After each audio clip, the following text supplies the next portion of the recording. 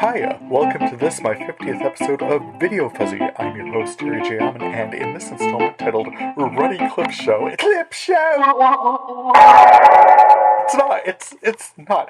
I was tempted to rest on my laurels to turn in a clip show, best ofs, and highlights, but I didn't. It's not a Ruddy Clip Show. It's jam-packed with fresh new insights and all sorts of things, such as the third season premiere of Legion. I couldn't talk about that in a past episode. I talk about the current seasons of Luther, Claus, and Pose. It's some highlights from my classic collection. No, mostly fresh takes on... Later... Much later, towards the end, there's, yes, a highlight reel. Clip show! I pull up some material from past episodes. It's a Ruddy Clip Show! Amber-tinged nostalgia. Completely mailed in! But that's much later, not now. Shush! Useless! Enjoy the show. He doesn't have that on video, does he? We'll find out together on VideoFuzzy. And what's been going on with me? Not much. Looking forward to the 4th of July here, hoping everyone has a fun and safe holiday. I'm kicking back, enjoying the closing moments of Pride Month with a white chocolate mocha at City Brew, listening to Hellsong's quietly pensive cover of Sonic Youth's Youth Gone Wild. Charming. Friday Night Feature. It's a departure, but it feels legit. For sure there were classic collection entries I could expand with zero difficulty, but along with road accessibility, I want my Friday night features to carry significance, and yep, once we get there, I for sure encountered some fun pieces, but they all seemed light for my episode 50. So, in the spirit that my media collection is one complete expression of my existence as a media pack rat, this one will feature the third season premiere of the Marvel comic production of Legion. This one turned up my disc X254 as it aired last Monday, as I'm writing this, watched and recorded almost in real time. With 2 past seasons of Legion to reference, we're right at home with the trippy, non-specific perspective of the show. What's good, what's evil, the first half of which is devoted to introducing us to our new protagonist, named Switch by The Alchemist, who formulates the blue for Legion, well, for now, David Haller's cult. Rewind a bit. This is the X-Men universe, and Switch is a mutant with time travel abilities. She's also a student studying physics in the classroom and time travel in, my guess is Japanese via Sony Walkman. Whoever recorded the cassette sounds like an authority on the subject, but in fact most of the lessons in time travel, as they're called, come across as observations and advice. Like in chapter 13, she hears, "All past is future. When going back in time, remember the present is not a date, it's a feeling. Feel no shame about the past, no anxiety about the future. Every negative can be changed to a positive once you know how. Nostalgia is your enemy. Don't think of the past while listening to music. There is no perfect past. Time is not a river. Time is a jungle filled with monsters." Later, after 1 or 2 demonstrations of the phenomenon as she experiences it, we get to chapter 14. When choosing a moment of return, remember, if you land too close to the event you desire to change, you may not be able to produce a different outcome. Many factors create life's episodes, factors that cannot be altered within a finite period. At the same time, we do not want to go back too far, for the further we go, the more we risk waking the demon. A good rule of thumb is to give yourself a margin of error. You do not want to interrupt the time stream too often. Switch is awesome. Her affect is more 80s than the 70s themes we've encountered in this show in past seasons. She rocks a Walkman cassette player for her time travel instruction, but with high-tech headphones to listen to it. We meet her getting ready for school on a typical morning, and for breakfast, she shares whatever you'd call this 80s video conferencing version of FaceTime with her, we imagine her father, the fatback TV screen wheeled in by the butler. Her father asks about how she slept and whether she's current on her studies. "Perfect in every class," she says, "same as always." She's less sanguine about her sleep, saying that was only so-so. Just as an aside, what kind of dreams do time travelers experience? The Dream Lord from Doctor Who packed quite a punch, if I'm remembering correctly. Switch's dad said keep up the good work, which feels like encouragement, distant as this exchange necessarily is. On her way to and from school, she finds flyers that seem to be directed pretty specifically to her. David's cult reaching out to her. Generally, specifically? The time traveler, noting that in this world running through and alongside the X-Men universe, in which we've been all but promised this third and final season will be meeting some version of David's biological father, Charles Xavier, advertising for the services of time travelers hardly the weirdest ad you're likely to see. This ad particularly is of interest, with glyphic representations of Admiral Fukuyama and the Vermilion, warning her against them. They don't reference Division 3 directly, but it's unmistakable. The flyer reads, "Are you indivisible? Know yourself. Own yourself. Beware the forces of mind control, those who would tell you your name, who would call an arm a leg. They are not your mother, not your father." Further down, the flyer says, "Find your stable center. Do you want to be whole of mind and body, free from division? Intoxicate yourself, but beware, the basket is watching." It warns her to beware those who would call normal abnormal, beware the homogeneity of milk, the industrialization of cheese. No two cookies are alike unless they are cut from the machine. Don't trust the mustache. The mustache is his eyes and ears. He, she is everywhere. If you see him, her, hold your breath. Think only of cookies made by hand at home, for only they are indivisible. How can I find out more? Find the pregnant virgin. Complete with logo. Well, that's as direct an ad as would be safe, I guess. She steps on a blue flower, which she hears shriek. As she leans down to examine it, it's possible she breathes some in, maybe enters a heightened sense of awareness. Then she encounters a graphic on the sidewalk that she's seen before, a pregnant virgin. She parts a curtain and finds a new flyer with a scrambled heading that reads, "Are you a time traveler? The forces of multiplication need you. Resist division. Do not surrender to regret. Only you can help us unwrite the past. But beware, the basket is watching. Find the orange fish." This message is repeated on another flyer.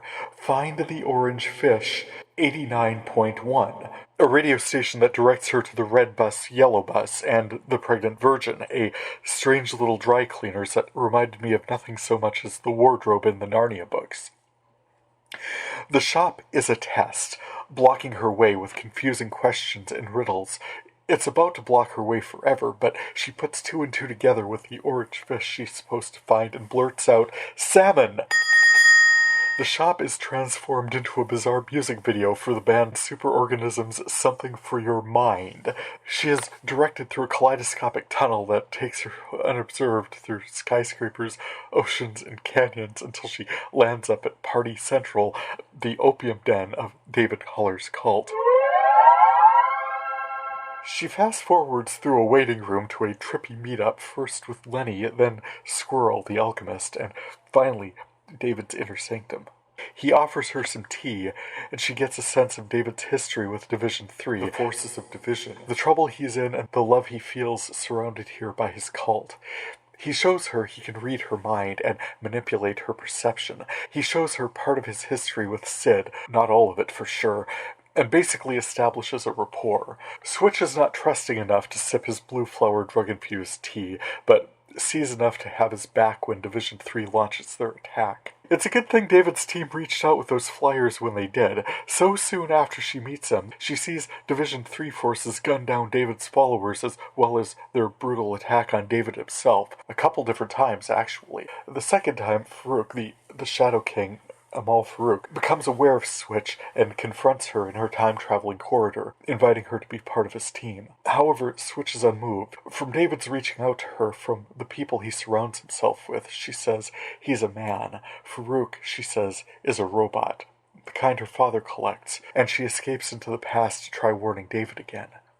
So Farouk's powers of manipulation seem limited outside the time stream, which, while he can access the time corridor, he can't seem to move around in it. He now knows there's a time traveler in the mix, though, and wonders how they can attack someone who's capable of going back in time and warning himself.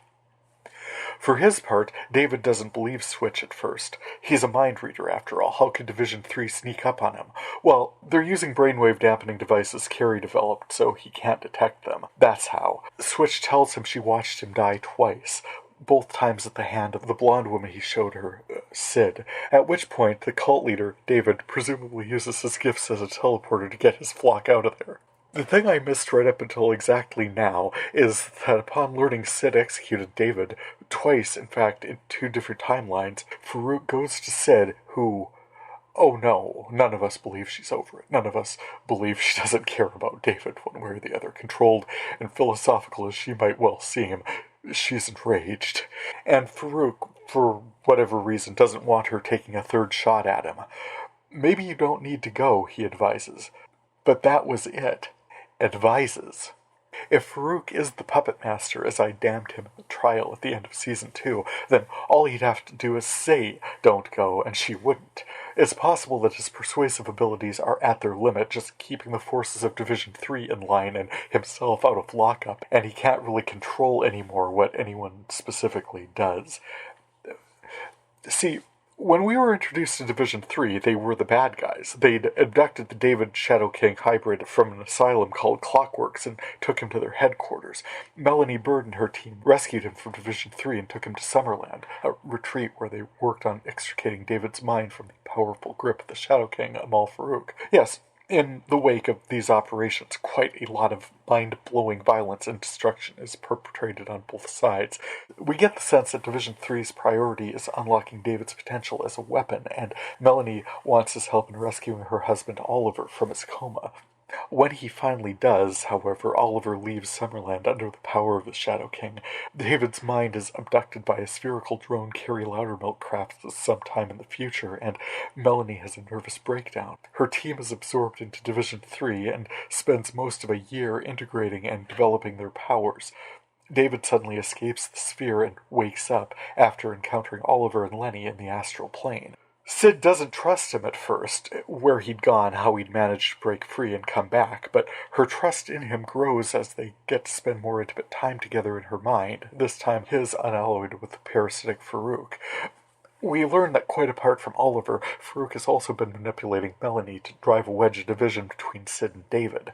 He's also been appearing to David directly as Sid from the future, in a space, well, actually come to think of it, looking a bit like Switch's time corridor. After all, David can't read future Sid's mind or hear her voice in those encounters, so anything is possible. As Season 3 opens, the remaining forces of Division 3 in Summerland are fully integrated. They're flying around in a stratofortress painted like one of those sandworms from Beetlejuice, captained by Clark, who seems to be driven in his pursuit of David by vengeance. Clark's husband is a member of the crew now and openly questions the costs of these operations. Clark, however, is convinced David is going to end the world and must be stopped. Toward that end, the team has Carrie building an android specifically to house Tanami's consciousness, so he doesn't have to just be a ghost in Admiral Fukuyama's mainframe or hijack one of the Vermilion. He can just be his own android entity. The other Carrie, the feminine warrior expression, is training for the assault once they find David. Sydney is in her shipboard library being angry. We'll explore that in a bit. Since we saw her last, she's found the time to get herself tattooed. She put the words "me first" on her wrists, and advising and overseeing the entire operation somehow is one-time target of it, Shadow King Amal Farouk. Regarding Sid's tattoo, I know many bloggers are still outraged at David for his manipulation and mental rape of Sydney at the end of Season 2. Ignoring the complicated relationship those two had developed over the entire course of the first 2 seasons and the potential for manipulation in either direction, not excusing him, Sydney was processing his attack on Oliver and an entire day of Melanie's Farouk-inspired character assassination might ultimately have forgiven him, but whatever he needed her approval and intimacy for. Remember, his initial plans for his battle with Farouk never involved her. He'd left a note for her back at the compound. She'd had herself airlifted to the monastery. She'd spent the night before their battle with David. She was head cheerleader for Team David within a few hours of her complete change of heart that put him at the other end of a gun from her. Now, put that up against, while reviewing the battle footage, Carrie identified David's treachery entirely outside Farouk's mental manipulation, so I'm not saying he's blameless. I'm saying I have never needed to save the world from a powerful telepath who can wave his hand at people and crush them like an aluminum can, and while battling that, David blocked Sydney's rage at him and, as she puts it in the season 3 premiere, took advantage. Whatever he needed in that moment, he should have found a better source, but this is where we are. Fleeing the scene of his trial, David grabbed Lenny, that is, the physical presence of his friend from the asylum, Lenny, killed in David's disastrous encounter with Sid at Clockworks, and then one of the Shadow King's many disguises over the course of the series, made physical in Season 2 via genetic recoding of David's sister, Amy. I figured David grabbed her on his way out of Division 3 because he suspects Amy is still in there somewhere, but she also gives him entree to a new base of operations, the Den of Blue, where she lived with all of her friends, well, now her friends and fellow cult members. While Sydney got her wrist tattoos, David's been cultivating a house full of drug addicts into his new cult following. All he asks of them is unconditional love, enforced, one imagines, by Lenny, swashing around in a sexy jumpsuit, wielding a hammer staff. Time-wise, well, going by the pregnant virgin, it looks like we're about 8 months down the road from Lenny's parthenogenic encounter with her last season, more or less.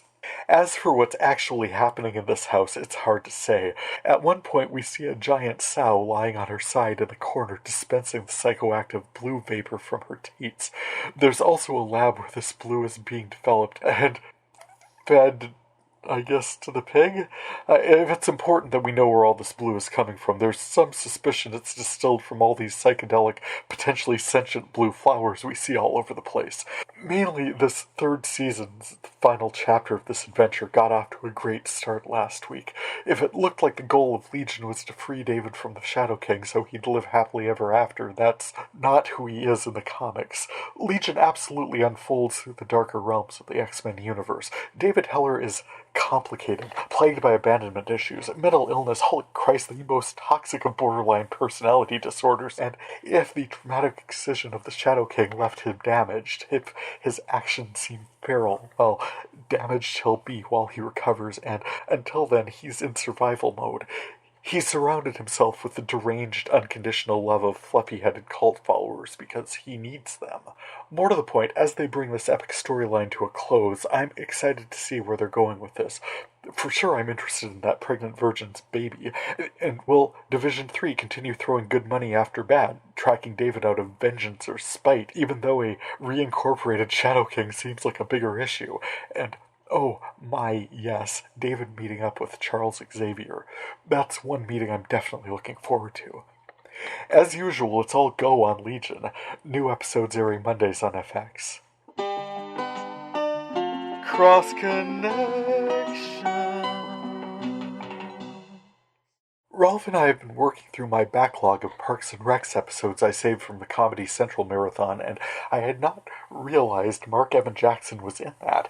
He showed up as a lawyer, and then, so randomly, I catch this unmistakable facial expression and realize, oh wow, Kristen Bell had also been on Parks and Rec. She showed up as an Eagletonian. So, through Bradley Whitford's Parks and Rec Councilman Pilner budget walk and talk with Amy Peller and Leslie Knope, those are even stronger direct ties between The Good Place and Studio 60, which is the exact same distance for Aubrey Plaza, so Legion is like barely one step removed from Studio 60 on the Sunset Strip, which, honestly, I'm not sure how either of those shows feel about that. In episode 47, I mentioned Patrick Fishler as a golden thread making multiple appearances throughout my collection. Well, this past week I encountered him in his appearance on Mad Men as this out-of-control comedian who insults the sponsor he's meant to be shilling for. He's got a real flair for cringe-lord discomfort.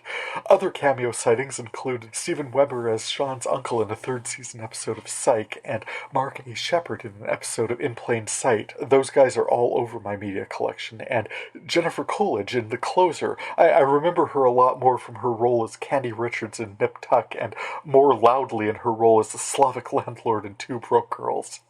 Also for this set, I ran into an M. Night Shyamalan piece called The Visit that I thought could pose a Studio 6 Feet Under challenge.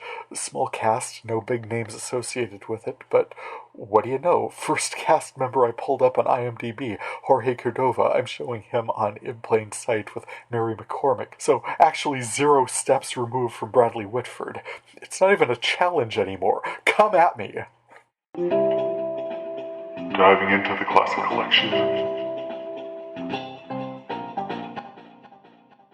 So yes, featuring the 3rd season premiere of Legion was a departure for this project. Normally I want to pull in something from my classic collection, like I said back in episode 5. I feel like if I'm going to be true to the spirit of this project, the Friday night feature, should I choose to include one, ought to arise from my classic VHS-to-DVD collection. That way I'm reviewing something truly from the vault, something that I haven't seen in years. I'll chat in whatever detail I feel it merits about any shows that cross my field of vision. But if I've got a Friday night feature at all, that's where it should really come from. See? Ruddy Clip Show. Shush. What did I tell you? It's not like I didn't have anything good to talk about. Just for a milestone episode like this one, I felt like... Are all the clips going to be this boring? No! I felt like doing something a little higher profile. I debated pulling up Saving Grace for my Friday night feature, but I'm a little conflicted about this show. At the time it was airing, I was already questioning my involvement in the church, and this show with its angels and theology and its emphasis on righteousness was rubbing me the wrong way. It's like, no, totally, be yourself. It's the only person you can be. God don't make no trash. Party, drink, flash the neighbors, sleep with married guys in a consequence-free environment. Their marriage is falling apart anyway. You do you, girl. But yeah, could you stop with the sinning? We're judging you. We're all judging you. By season 3, the Catholicness and completely out-of-hand hagiology had rendered the show rudderless, so yeah, Saving Grace is a show that's in my collection. It started strong. Holly Hunter's Grace Hanadarko is a compelling creation, but it got progressively worse, and the cracks were definitely starting to show in some of these season 2 episodes. If I find a good one to chat about, I'll pull it up, but right now it's kind of equal parts Sunday school, gritty crime procedural, and softcore porn, and that is, frankly, a bizarre combination. On to higher profile finds that turned up, I found the South Park episode in which Stan Marsh rips purported medium John Edwards for chicanery. Oh, by the way, that's how he's actually listed on Google's main page for him. John Edwards McGee, purported psychic medium, and his adherents for gullibility. I found the episode of The Simpsons where, at the Springfield Speedway, Homer razzed a bunch of t-shirt gun-toting cheerleaders, and when they all fired at him at once, he ducked, and all the t-shirts hit Maude Flanders, who fell from the stadium and died. So, buzzkill. Finally, I've enjoyed the Monty Python episodes wandering into view, a couple of good ones in this set. I friggin' love the election night special, tracking the returns for the Sensible versus the Silly Party with the announcement that Arthur Negus has held Bristol. That's not a result, that's just a bit of gossip. Also, found my copy of Nathan's As He Pointed to It in my episode 30, one of his favorite sketches.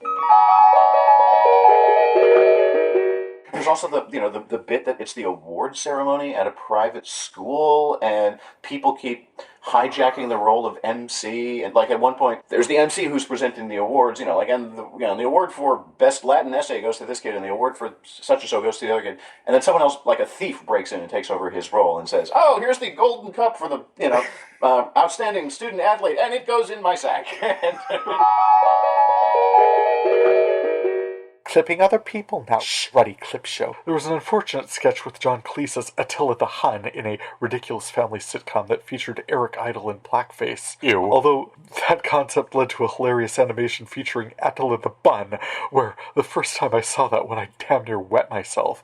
I also found one mostly fun recurring theme featuring Terry Jones as the Bishop, a crime-fighting bishop with a high-energy music cue and intro sequence who unfortunately always arrived just too late to actually avert any disasters.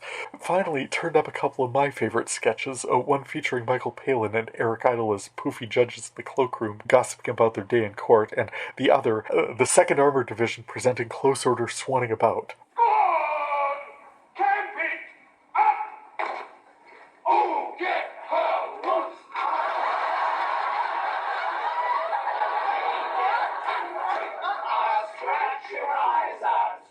Can't imagine what you liked about that. Shh. Ruddy Clip Show. Oh, and actually from my Twitter feed this past weekend, shout out to the 50th anniversary of that production.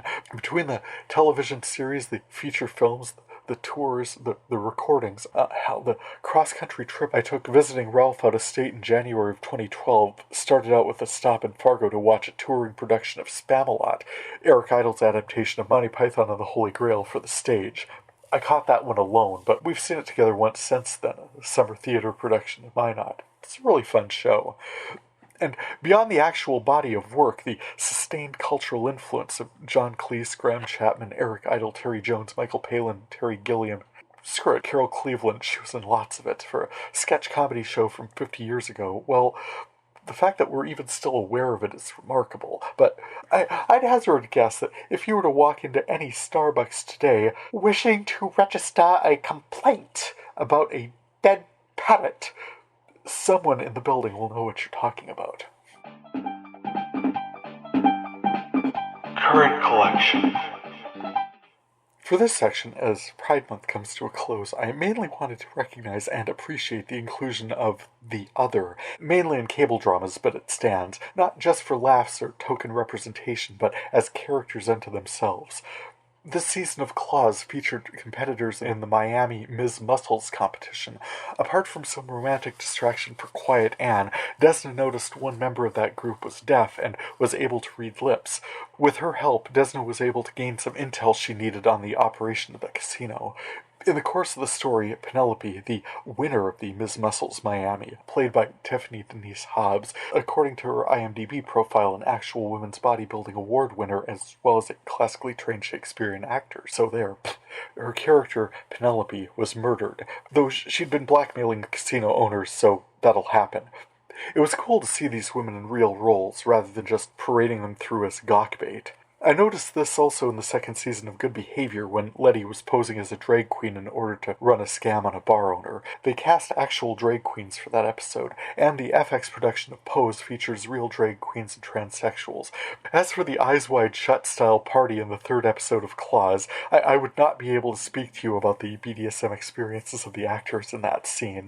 The presence of a pig was off-putting, but I've never attended a really high-end masquerade orgy, so I could not comment. Maybe one simply cannot host a high-end masquerade orgy without a pig. I think the point of that party was to raise as many eyebrows as possible. When Desna uses electrostim on the masked governor of Florida, who weirdly just unloads all sorts of sensitive information about how corrupt he is, it seems clear she's never used it before. We'll come back to that. And later, while tripping on X, Virginia hears the pig scolding her for attending the party in the first place, so maybe that's what the pig is there for. In general, it's just so cool to see the underrepresented represented. A couple of side notes while we're here. In the Ms. Muscles episode of Claws, a TNT production, they featured the music cue, Whatever Lola Wants, which reminded me of the FX production Fosse Verdant from this past spring. Oh, and the dungeon we saw Dominique Jackson's Electra working in Pose. Her sub, Paul, played by Frank DiJulio, evinces the Men Are Worthless motto from Scum, the Society for Cutting Up Men, from one of Ryan Murphy's other FX productions, American Horror Story Cult. Which reminds me, they announced American Horror Story 1984 for this fall, so that should be cool. Looks like it'll be a slasher theme, so we'll see what kind of Ryan Murphy twist they end up putting on that. Getting into it a bit, Electra, now Electra Wintour, seems to have found her niche. Turned out last season by her sugar daddy after she transitioned, she took a post as a hostess at a high-end restaurant, but lately, as we saw in the Worth It episode, she's been supplementing that income as a dom in the Hellfire Club. She works a beautiful room. This is a sex dungeon. That was from my Digging Dirt episode 27. Get on with it. Shush, you. Ruddy Clip Show. A statuesque beauty to begin with, Electra is stunning in her dominatrix leathers, surrounded by an impressive array of implements for bondage and discipline. The room, from what I saw, had an elaborate four-poster bed with multi-point stocks installation, whips, ropes, chains, paddles, and flogs on the wall, a cabinet stocked with ball gags, riding crop, and wrist and ankle restraints. There's a bench at the foot of the bed, and suspended from the ceiling, a sling. The last episode, Worth It, her client, Paul took amyl nitrate poppers to get him fired up for the session. Electra told him that she would not stand for drug use in her sessions, but he gave her a few hundred extra and she relented. This time, in the Butterfly Cocoon episode, he not only took the poppers, he combined them with a gas mask after snorting a bump of cocaine. Electra told him she is unfamiliar with the gas mask and was not comfortable with his drug use, but he just gave her extra money again, and she once again relented. He asked her to give him 20 minutes tied up in the sling with the gas mask on while the poppers and coke took effect and he gets into the right headspace for the session. She assents, leaving him alone in the room. Upon returning, she finds him dead, choked on his own vomit. Well, obviously she's horrified. This wasn't some rando. She'd clearly established some trust with Paul, cared about him, certainly enough that she didn't want him to die. She seeks help from her former housemates, Blanca and Candy, who bring her to Ms. Orlando, played by Cecilia Gentili. Ms. Orlando is a cut-rate back-alley plastic surgeon who has absolutely needed to dispose of a body or two in the past. She helps Electra by mummifying Paul and stitching his corpse into upholstery for a charming credenza in Electra's walk-in closet. So, this maybe is not the podcast you were going to turn to for this, but this seems like it'd be a good time to step-by-step what went wrong in this situation. First, establish the power dynamic outside the play space. Before anyone is dominant or submissive in any play situation, establish expectations. If Electra has forbidden the use of drugs, that session is over. Go find a dom who's cool with it. That's a perfectly appropriate limit to set, and negotiating it once the play is started damages the dom-sub dynamic. What Paul has learned is Electra's limits are flexible and everything's negotiable. If the sub is bound in any situation, heck, if he's just handcuffed to a 10-pound chair, the dom is responsible for his well-being. You can't leave a bound sub unsupervised. It's irresponsible for fire codes alone. If you've got Paul bound in a sling, he is your responsibility. Even if he requests alone time, withdraw to a neutral space, but do not take your eyes off him. Anything could happen, and it's on you. Also, if any party introduces a new element into the play space, make sure everyone's familiar with it. That gas mask, Electra had never seen it before. Monitor that breath play. You make sure Paul can breathe. That's another monitoring situation where you don't leave the room for 20 minutes while he has a seizure or chokes on his vomit or otherwise dies. This goes for the situation I noted with Desna earlier in the Masquerade Orgy in Claws, where she's applying electrostim to the governor's person. From his reactions, it looked like a low-power prod or stun gun, but in situations where you don't have a history with your partner, it's hard to gauge levels or tolerance. You don't know if there's heart disease you need to be aware of. In her situation, it looked like the governor had adjusted the setting himself. That's generally safe, but what the hell, Desna? Unless you know what you're doing, that wand is crackling and zapping in your hands. It could have been cranked to 10 without you even knowing about it. It left a governor-sized hole in the ceiling. Play smart. Shifting back to the sex dungeon and pose, somewhere in that room, Electra needed to have a very sharp knife or shears. In case the sub experiences a medical emergency during play, particularly if you're using any system of shackles or padlocks, you need something that can cut through the bonds instantly so as to clear any breathing or blood flow restrictions and avert a crisis. Restraints can be replaced. Subs can't.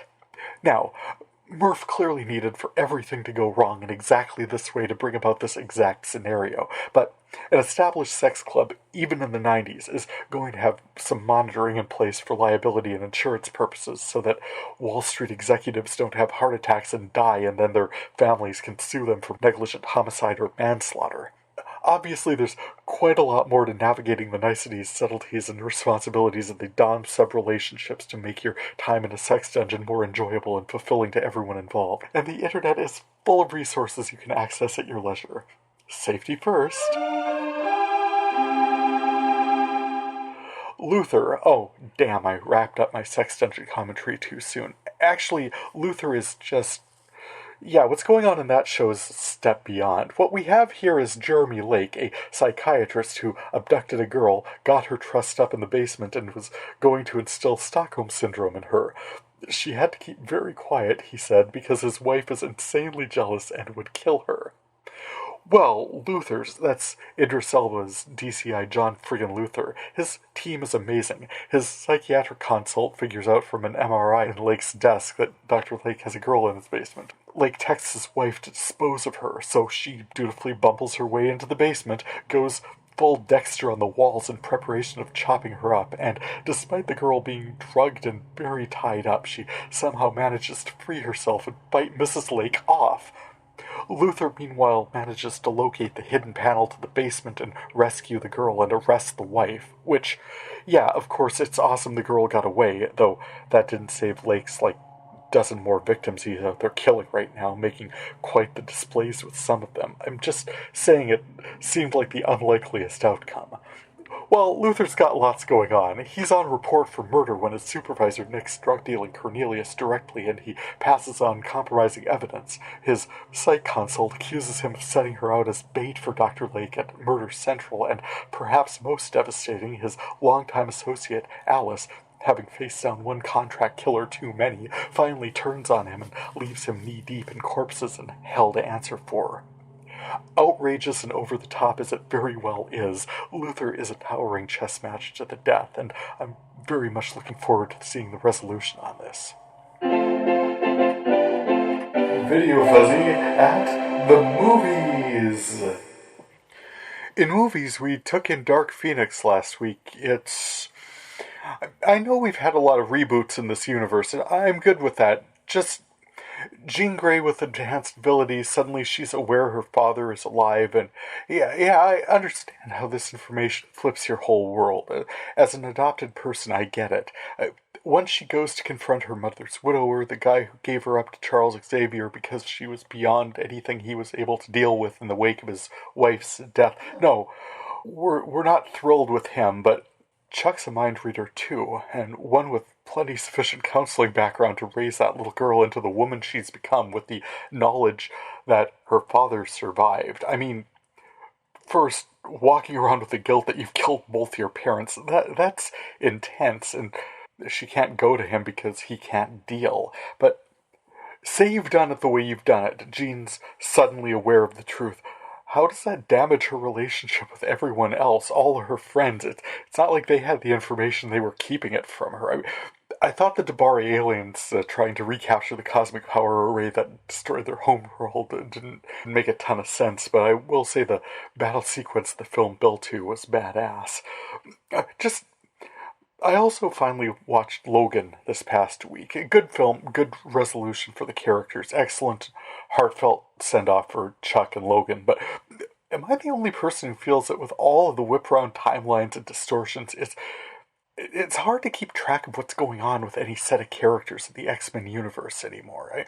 Logan, Apocalypse, Days of Future Past, Deadpool 2, including the last 5 minutes of Deadpool 2, Legion, and Dark Phoenix, yeah, I'm probably done watching them in the theater. I watched Apocalypse on FX and have found that when it was free, it was much more enjoyable. More of a surprise, I caught M. Night Shyamalan's movie The Visit, and I thought it was pretty damn good, actually. Two kids, Becca and Tyler, want to visit their estranged grandparents while their divorced mother is on a cruise. The grandparents pick them up at the train station, and over the course of the week, their granddaughter's filming everything for a project. It all seems fine. Well, Granny's a little odd. They're not supposed to go in the basement because of mold. Grandpa sure has chopped a lot of wood, etc. Plus, over the course of the film, you never know how it's going to end. If this is just found footage cut together or what. I mean, what could ever have gone wrong, though? Well, Grandma's sundowning. Grandpa's a little bit suicidal, and anytime anyone comes to check on them, they're conveniently out somewhere, and after 9:30 at night, things get very weird. If you haven't seen it, I won't spoil the ending, because this one struck me as being pretty damned effective. Don't go in the basement, indeed. Wrapping things up here, I caught American Hustle, quite entertaining. The Lifetime Movie Network presentation of Flint, which was dark but hopeful. I also archived Central Intelligence, Lego Batman, Guardians of the Galaxy Volume 2, and Men in Black 3, so fun. Crunching some numbers. Every 10 episodes I pause to give you a quick show so far and progress report on my cataloging efforts, and this one was fairly significant for a couple of different reasons. First off, it took some doing, but I climbed past 700 discs in my VHS-to-DVD Classic Collection, cataloging through disc 701 actually, so averaging 2 hours per disc, I've cataloged more than 1,400 hours of programming for that set, and numerically this puts me a little over a quarter of the way through for my Classic Collection of 2,570 discs, so that's some decent progress as well.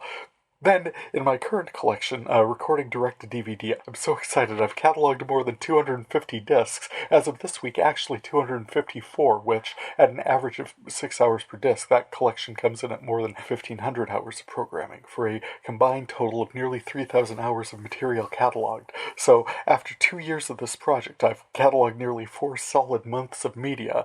Physically, I'm almost halfway through my 4th binder of 13 in my Classic Collection. I'm loving this project and can't wait to see what else is in here. This is podcasting gold. What are you talking about? Video outtakes.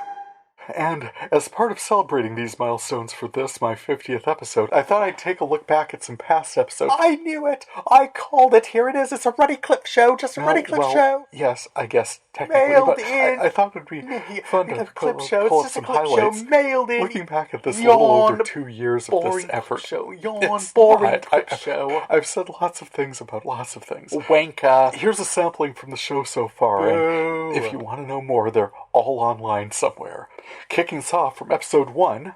Because that's the main thing, right? I mean, it's great to have all this media, have the equivalent of entire disc sets of beloved shows, canceled shows, obscure shows it's hard to find anywhere, concerts, documentaries. I mean, it's 2017, and a lot of media is available on Netflix and YouTube and Hulu and Amazon, and a person could easily spend hundreds of hours running all those memories to earth, thousands of dollars accessing them through any pay service. But I've got them all on disc. Episode 2 for my Friday night feature, The Company. There is some late intrigue involving poisoning Fidel's milkshake, and it should tell you the tone of a story when an assassination subplot is the comic relief. Episode 3, Talking Doctor Who. In the end, she is restored. You heard me right, restored. No children are going to have to deal with Bill Potts actually dying for realsies on this show, or having to stumble around the remainder of her existence as the great big lumbering but otherwise undifferentiated cyber chick. Episode 4, The Gong Show. There's sometimes a little light on the gong. There is a giant gong on set right behind them, and sometimes they let acts go on a little longer than they should. Episode 5, Talking Cancellations. I cataloged a few episodes of ABC's embattled series Powerless, which was so susceptible to cuts it seemed to get preempted by roving gangs of commercials sometimes. Having viewed this situation for a few decades now, a good test for whether a series will get cancelled is to ask the question, do I like it? The answer is usually the same for both. And if I really like it, it will get preempted and moved around a few times before getting cancelled. Episode 6, Tell Us What You Really Think. Bret Harrison went on to a recurring role in the shrill conservative dystopian remake of V, and leading role in the unfortunate Christian Slater vehicle Breaking In, where, don't get me wrong, I love the guy, but from the moment he appears on any set, you are never too far away from Christian Slater overload, and that includes his voice work in Archer. Episode 7, from a podcast less ordinary. I guess everyone was pretty, so I'm just happy to live in a world where two beautiful people with nothing in common and no reason to can finally get together and make it work because two angels somewhere got an ultimatum from their boss. Episode 8, from Nat Geo history host less ordinary. We harnessed fire, pulling it from the sky to command it and bend it to our will, to create, expand, and to dominate, resulting in bombs and rockets and... Oh, wardrobe, seriously, he's going to need another pair of pants over this. Episode 9, on early cross connections. In somewhat later crime-solving fare, I found the Monk episode where Jason Gray Stanford as Lieutenant Randy Disher quits the force in Mr. Monk Goes to the Dentist when his theories about the case are rejected. Fun additional tie-in here is that Captain Stottlemyre is played by Ted Levine, who you'll remember played Buffalo Bill in the Profiler classic Silence of the Lambs. The Monk series rarely had him abducting girls and storing them in wells, that we ever saw. But what we did see was Jason Gray Stanford singing I Don't Need a Badge with an outrageously bad music video that it is very easy to find on YouTube by typing in The Randy Disher Project. Episode 10, On This Project. 10 episodes in, I am loving this process of discovery and rediscovery. I love the challenges and curveballs my collections sometimes throw at me, and the problem solving involved in tracking down episodes, reconciling conflicting information, and occasionally the processing of the discs themselves. I'm forever learning new things about my collection. Episode 11, thoughts on Kevin probably saves the world. I'm not getting involved. The guy has attempted suicide. He talks to people only he can see. He's a jaywalking charge from a rubber room, and these shows do not, as a rule, find satisfying conclusions. All the best, Eli Stone 2017, but I won't be coming along for this ride. Episode 12, thoughts on Will and Grace. As for what I've been watching, I loved Superstore and 9JKL this week, along with Will and Grace, which took on conversion camps in the conversion campiest way possible. I remember when the show took on adult gay-to-straight conversions as being not that effective, but this one drew in Jack's grandson, whose right-wing conservative mother was shipping him upstate to pray the gay away, with a message on the back of the t-shirts, sometimes being yourself is a bad idea, or something like that. Episode 13, thoughts on Great Ziegfeld. The concern here is that if they spent money on sets and costumes for one of Ziegfeld's famously overblown stage productions, by God, they used every frame of film they shot, and they did spend that money, and they did shoot those scenes. It was basically a biopic interspersed with lavish song and dance numbers. Episode 14, thoughts on Kathy Griffin. That said, regardless of whose idea it was, just the fact of the off-with-his-head imagery, no, we are not there. This is not the French Revolution, and Kathy Griffin is not Revolutionary Women's March leader Louise Renee Audu. He's not a king, and this is still a nation of laws, none of which were broken in the photo shoot, by the way. But if the First Amendment protects you from formal government reprisals in the wake of free speech, it does not and has never protected anyone from people's reaction to it. Episode 15, we'll come back to this one. Next, episode 16, some thoughts on Samantha Who. Cut to a drunken girls' night in, sing along to Gloria Gaynor's I Will Survive on replay, and an oh my god realization that she'd never told Todd, her ex, who anyway is currently moving on in his relationship with someone else, that she loved him. She stands in the street shouting up at the high-rise he's staying in, and when she gets in, she tells him that she loved him. Not now, but the person she was before the accident did love him. But she doesn't now, but she did. Which declaration of undying ambivalence his poker night buddies find to be hilarious. Episode 17, some thoughts on Ryan Murphy's 911. Seriously, this guy is objectively beautiful. He needs no fire truck or uniform to get laid, and even if he did, has he not heard of off hours? Yes, we understand. People find themselves helplessly attracted to you, but you can't be off having rooftop sex in LA. Yeah, seriously, this nonsense is purported to be taking place in LA, when if there's a fire somewhere, they're going to need that truck to be at the station so that they can go put it out. Episode 18, some thoughts on Slings and Arrows. If you're having trouble hearing it in my voice, I absolutely friggin' love this series. I love theater people, the talent, the dedication, the commitment required to come together and tell a story, present us to ourselves, speak truth to power, to explore worlds, craft narratives, and unlock meaning. Episode 19, some thoughts on Paramount's production of Waco. Following on the heels of the tragic Ruby Ridge standoff, federal law enforcement took a look at what appeared to be a gun-happy cult in Waco, Texas, led by David Koresh, charismatic leader of the Branch Davidians, who were, yes, more than a little bit unorthodox, and not everyone was super-duper thrilled with sharing their wives with this guy, despite it being God's will as revealed to, hey, the guy doing their wife now, while they themselves took celibacy oaths. Episode 20, some thoughts on John Waters' female trouble. So, Don commits to a life of crime, dramatic, ridiculous crimes which catch the attention of the Dashers, a couple of beauty shop weirdos who perpetuate the Manson family notion that crime is beauty. They get Dawn hooked on a drug called liquid eyeliner and encourage her to commit more outrageous and psychedelic crimes, which include the attempted murder of her terrible daughter, who herself runs away from home and murders her father during a rape attempt, and abduction and mutilation of Ida, her terrible ex-auntie-in-law, who threw acid in her face and scarred her for life, blaming Dawn for her nephew's desertion of her following their divorce. The Dashers just convince Dawn that she's all the more beautiful now, and arrange a gigantic stage production for her. In the meantime, Taffy makes good on her threat to become a Hare Krishna, and Dawn makes good on her threat to murder her for it on the night of her big exhibition debut, where she bounces on a trampoline for a while and fires a handgun into her audience. She's tried and sentenced to death, but has trouble focusing because she's just so famous now. What a great film! Episode 21, and this thought, too. Why the heck did I record this? I guess so I could wonder years later, why the heck did I record this? Episode 22 says it all, I think. A couple of weeks ago now, I pulled up the premiere of Living Biblically. I can sum up my reaction to this in one word. No. Episode 23. Oh, this one was fun. Reading out the credits from 1977's Jesus of Nazareth. The cast featured the entire 1970s as demonstrated in the 3 or 4 minutes of credits at the beginning of each 2-hour segment, including Robert Powell as Jesus Christ, Anne Bancroft as Mary Magdalene, the whore from whom 7 demons were driven. Thou knowest that 6th demon will cost extra. Ernest Borgnine as the centurion. Surely this man was the son of God. Claudia Cardinal as the adulteress. Hiya! Valentina Cortez as Herodias. James Ferrantino as Simon Peter, James Earl Jones as Balthazar, Luke, I am thy father, Stacey Keach as Barabbas, Tony LoBianco as Quintilius, James Mason as Joseph of Arimathea. Again, that is James Mason as Joseph of Arimathea, and not, as I'd originally read it, Jackie Mason as Simon of Cyrene. Oh yeah, sure, that's quite a load to carry in there. You want us to carry that cross for you? I can carry that cross for you. Take a load off your hot Michael.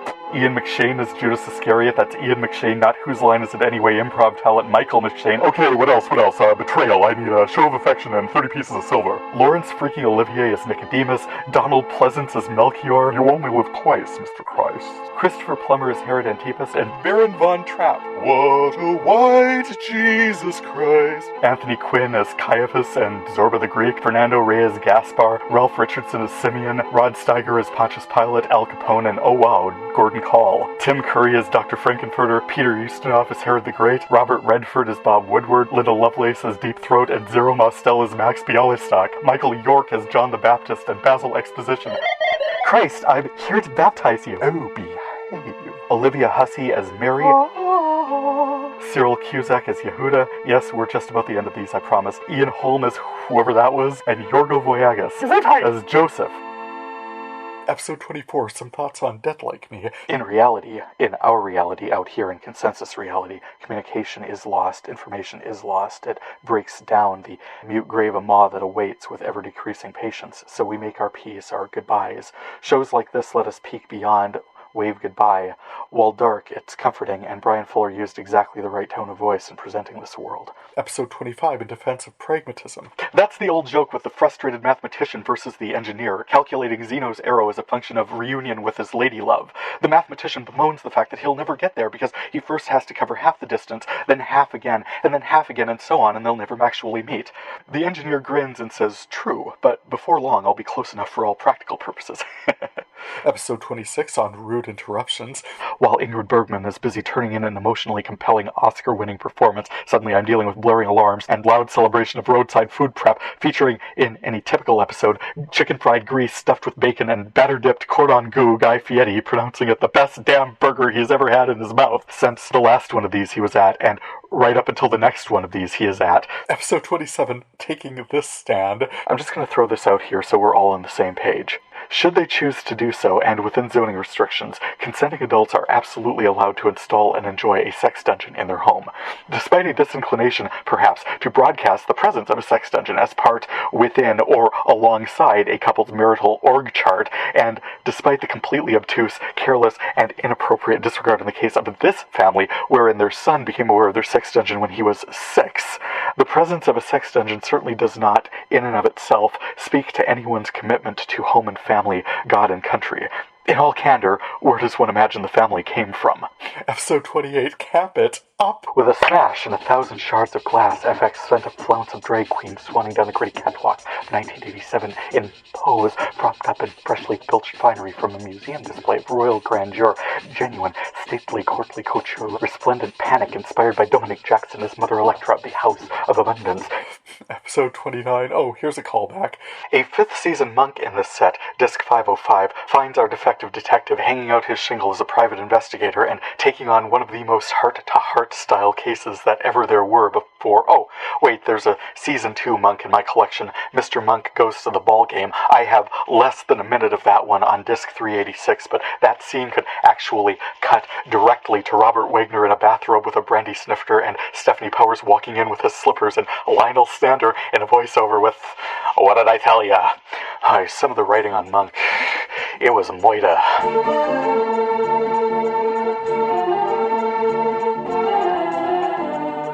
Episode 30, Exploring Filtered Lives. So yeah, it's not a perfect analog to all my goals with this project, but the final cut, its narrative focus of accumulating and recording life experiences, explores a world that values archiving, remembering, celebrating human experience.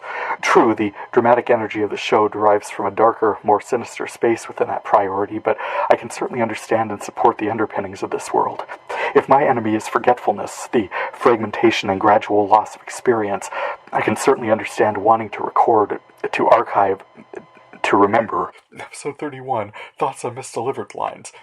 The first one of these things I ever noticed was when I was about 9 or so, the Dreams episode from the 8th season of MASH, which was otherwise a brilliant piece of introspection. Hamlet reference at the close and everything. It actually freaked me out a little at the end with the image of Ellen Alda as Hawkeye floating armless down a river of severed limbs. But there was this PA announcement at the top of the episode.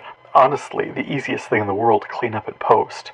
Waltz a little faster, folks. New shipment of Wounded in 15 minutes.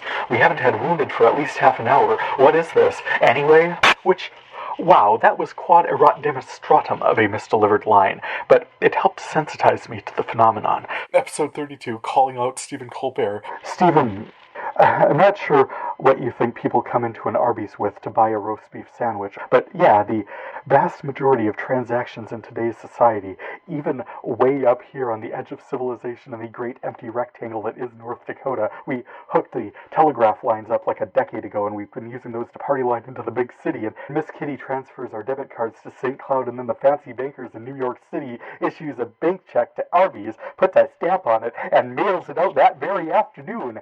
Practically overnight. Sometimes our sandwich is still warm. No, seriously, numbnuts, we use credit cards for just about everything. And I know you were making a funny, but it doesn't hold up when you just ripped our president a new one for not knowing how shopping works, to turn around and not know how paying for fast food works. To rehabilitate a tagline from one of David Spade's old shows, there I said it. Episode 33, Some Thoughts on Listening Critically. When we're all on the same little wet rock here, all trying to get by best we can in the situation we find ourselves, all depending on one another for our continued survival, facing difficult odds, shortages, and disasters, we don't always agree on what the problems are, or for sure what the solutions should be, but I think one thing we need to point to as being actively unhelpful are those voices in our media environment that sow seed of discord, mistrust, and violence, who seek to divide and destroy. Episode 34, This is Arrested Development. But she can't concentrate because she's too busy trying to unduly influence Scott Baio as her divorce lawyer, blah blah blah. Yes, that blah blah blah of the blah blah blah law blog. Episode 35, Making Fun of Numbers. And how would a mathematician's various theorizing in any way have helped in the solving of such obvious crimes? Oh wow, a newlywed couple is knocking over roadside cafes in outrageous and splashy ways. If only we could relate it somehow to the movement of flocks of birds, or binomial theorem, or the square of the hypotenuse, but darn the luck, all we have is decades of training and field experience as FBI investigators. Episode 36, My Take on Star Talk. This seemed a lot more disjointed. It's like, I'm astrophysicist Neil deGrasse Tyson. Here with me tonight is theoretical physicist Lisa Randall to talk about the search for dark matter in the Milky Way galaxy, and here to interrupt her are comedian Sarah Silverman and actor Jim Parsons, who, while he portrays theoretical physicist Sheldon Cooper on The Big Bang Theory, has basically said out loud he really doesn't know about any of this stuff. Take it away, Jim. Episode 37, The Good Place. And I've absolutely got more to say about The Good Place than William Jackson Harper walking shirtless through the sprinklers, but I do want to pause at this point and note that if I looked like that, I would insist upon only appearing shirtless. Episode 38, Some New Character Ideas for American Horror Story. You know what? We'll harness that Antichrist mojo and bring about the end of the... No, wait. I'll start again. What are we going to do tonight, Jeff? Same thing we do every night, Mutt. Try to blow up the world. Episode 39, seriously, Hacking the Universe. I watched a rebranded series with Brian Cox called Hacking the Universe, which began its life as very Carl Sagan, very we're all made of stardust hippie vibe, have a jelly baby production called Human Universe. The opening sequence includes outrageously self-consciously multicultural presentational clips of men and mostly women looking to the stars all over the world, and all of them are now involved with, as the show has been retitled, Hacking the Universe. Hacking the Universe. I'm a Japanese woman with a spray of cherry blossom stuck in my hair and a mask of clown white I go about in every day because I'm a 19th century geisha, I guess, gazing into the heavens with my Mona Lisa smile along with all my friends in the It's a Small World exhibition, puzzling out the eternal questions of what is the universe and what is my place in it, and where did all this stock footage come from? Episode 40, Riffing on Lin-Manuel Miranda and Mary Poppins Returns. There's so much to love in this film, which I was surprised to learn Miranda had no hand in writing. The complex wordplay and the complicated sophisticated, miracle, or radiantly lyrical, bombastically hysterical text. I was sure carried as artistically phenomenal, creative, antiphonical, and wingedly canonical, inventive next. I celebrate him as a qualified, elaborate, and notable collaborator, celebrated master of both stage and screen, but to see simply tackled and articulated radically to someone else's words, text, and music surprised me. All the way down to that Roald Dalton Music Hall. Episode 41, Remembering Maud Flanders. Anyway, I encountered the late Ms. Rivers' voice here as a dot matrix in Spaceballs, right after encountering her on an episode of The Simpsons on disc 584, the episode Viva Ned Flanders, back before Maud Flanders met with an unfortunate accident. Episode 42, spoiler alert. The existence of season 6 and 7 of something called Buffy the Vampire Slayer clues you into the permanence of her death at the end of season 5. She dies in season 5? She died in season 1. These aren't spoilers. Episode 43, call Mrs. Fiona Lewis. I swear to tell the truth, the old truth, and nothing but the truth, so anyway. Episode 44, some thoughts on a million little things. But this story is all over the place. In the video, he says that he can never forgive himself for what he said to her. Well, dude, she's just over there. I mean, everyone you've ever met has gone and talked to her so much, Mitch is sick of it. Why not just tell her?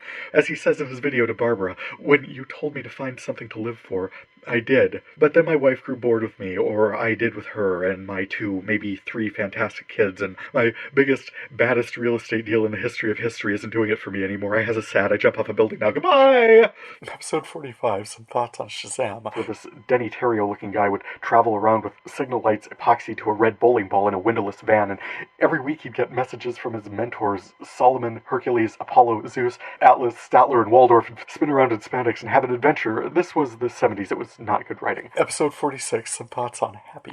Rectifying that, well, there's been a lot of recta, as former police detective Meredith was explaining to Dayglow Doug, played by Curtis freaking Armstrong, she'd shot a wishy while tracking Nick, and had preserved some of the glowing magenta alien blood that came out of it in a jelly jar, which unfortunately Nick ate. So, in a somewhat troubling scene, this hot pink tentacled alien came shooting out his butt like some Mardi Gras Cthulhu.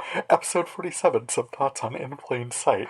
It's just, despite the early 80s primetime drama callbacks and the ham-fisted character development, how dare you cheat on me after I cheated on you after you informed on me to the FBI? Oh, darling, let's be together always. God, this marriage is a mess. The show actually wasn't that bad. Yes, and episode 48, some thoughts on Psych. The episode, called Ghosts, opens as per usual a scene from the mid-80s featuring young Sean, often Liam James or Skylar Gisondo in the cold open flashbacks, this time played actually by Roday with Judd Nelson's hair from The Breakfast Club, why not? As a teenage Sean, caught in a parked car making out with a girl, caught by Corbin Benson as his father, Henry, a beat officer who hauls Sean in his ridiculous hair. You mispronounced awesome. I've heard it both ways. Yes, nearly there. Episode 49, some thoughts on This Effort. And thank you for sharing this journey of rediscovery with me. I've described this project as a nostalgia bomb, and for sure that is part of it, but at the heart of it all, I've had a long-standing love affair with media. Love sitting down with a good story, well-drawn, well-presented characters, having adventures, and as I trace these connections throughout this collection, yeah, sure, sometimes it's random scenes from VIP. What was that? I never wanted that in the first place, but sometimes, as I'm watching, I'm reunited with memories, old friends, parts of my soul too long locked away, and the experience is one of joy. Let's keep going. And closing this out from episode 15. I'm so glad we've had this time together, just to share a laugh and sing a song. Seems we just got started, and before you know it, comes the time we have to say so long. Shine on, you crazy diamonds. For sure, this collection has covered a lot of territory and quite a broad range of sound quality over the years. But just know that heading into this holiday season, happy 4th of July, everyone, I do enjoy this opportunity to chat with you about what I've been finding in my media collection, sharing my thoughts and reactions, and celebrating high-quality storytelling and whatever the hell this has been. And with that, thank you so much for checking in on my video cataloging project. You can check out my catalog listing along with audio links at VideoFuzzy.blogspot.com, past episodes at Apple Podcasts. Feedback is always appreciated. You can contact me through my blog or podcast sites via email or through my VideoFuzzy page on Facebook, or you can follow me at TJVideoFuzzy on Twitter. For VideoFuzzy, I'm Terry J. Aman. Happy viewing. It might be amazing, it might just be scuzzy. We'll find out together on VideoFuzzy.